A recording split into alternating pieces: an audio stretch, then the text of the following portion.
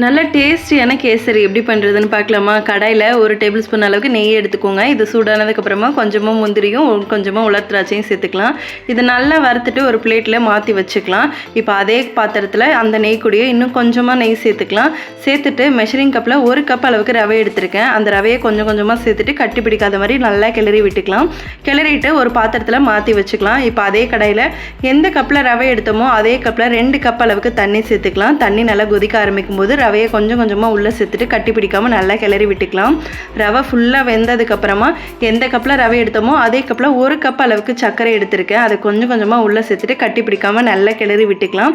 நல்லா கலந்ததுக்கப்புறமா இதில் நமக்கு எந்த கலர் தேவையோ அந்த கலர் பவுடரை கொஞ்சமாக தண்ணி சேர்த்துட்டு நல்லா கலந்து இது கூட சேர்த்து நல்லா மிக்ஸ் பண்ணி விட்டுடலாம்.